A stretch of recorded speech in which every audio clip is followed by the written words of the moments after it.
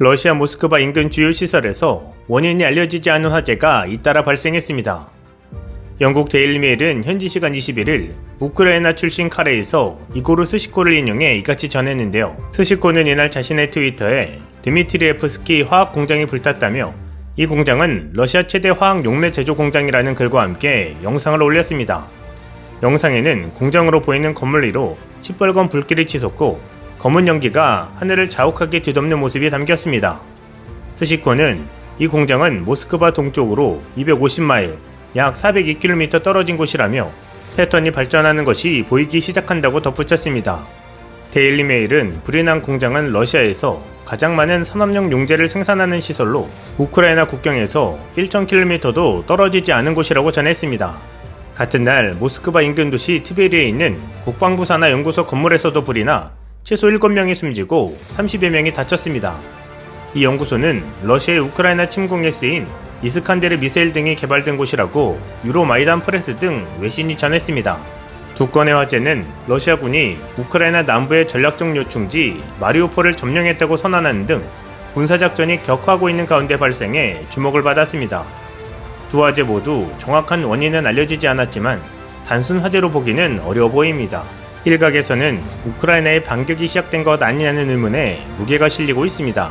더 이상 잃을 게 없는 우크라이나가 러시아군이 동부 돈바스 지역에 몰려있는 틈을 타 러시아 본토의 핵심 군사시설들에 대한 반격을 하지 않을 이유가 없어 보입니다. 앞서 러시아는 자국 흑해함대의 자존심으로 불린 기함 모스크바호도 원인을 알 수 없는 화재로 침몰했다고 밝힌 바 있습니다.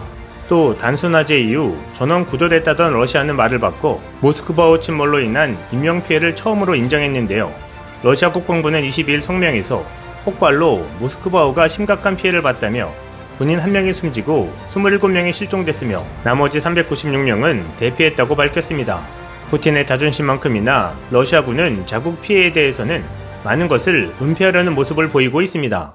이런 가운데 지난달 말 러시아군이 북부 전선에서 퇴각한 이후 키이우 지역에서 현재까지 1,000구가 넘는 민간인 시신이 발견된 것으로 나타나 충격을 주고 있습니다. DPA, 블룸버그 통신 등에 따르면 안드레이 네비토우 키이우 주 경찰청장은 현지 시간 22일 키이우 지역에서 발견된 민간인 시신 1084구의 사인을 조사 중이라고 밝혔는데요.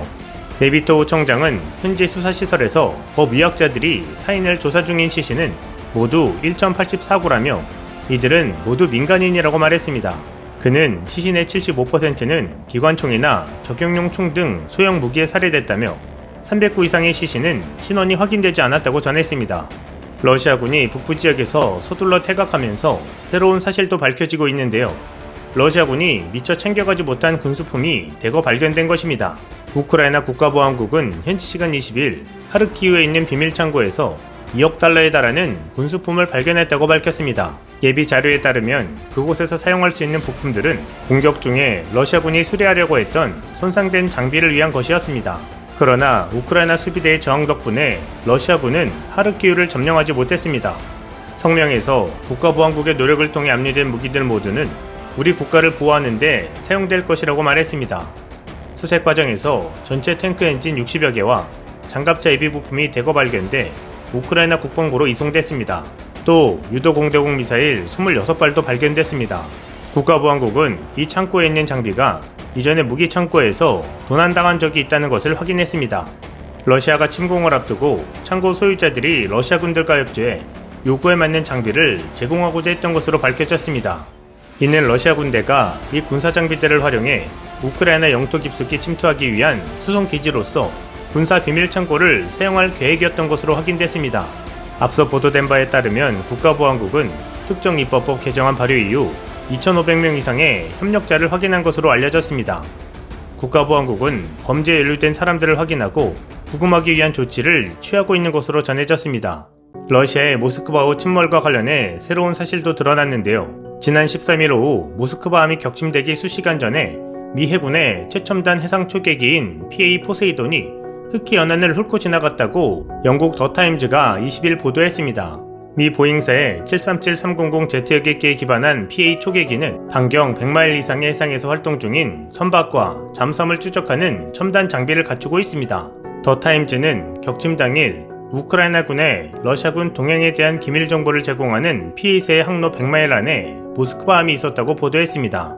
실제로 각종 항공기의 항로를 실시간 추적하는 플라이트 레이더 24에 따르면 미 해군 초계기 PA 포세이돈은 13일 오후 1시 32분쯤 이탈리아 시칠리 섬의 시고넬라 미 해군 비행장에서 이륙했습니다.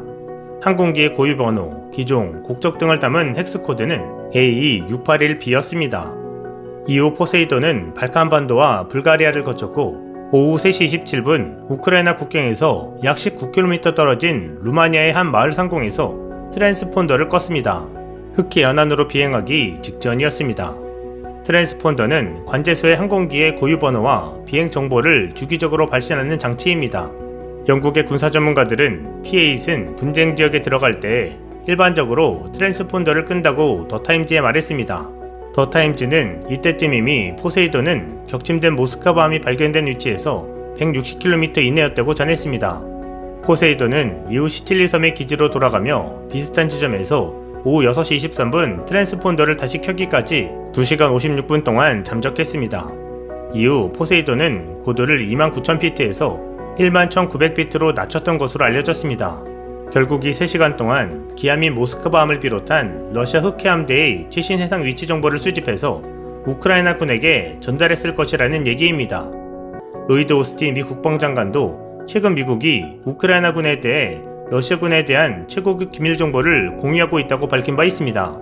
한편 푸틴 러시아 대통령이 우크라이나 남부 마리우폴을 점령했다며 승리를 선언했던 21일 서방에서는 그의 건강 이상설이 또 불거졌습니다.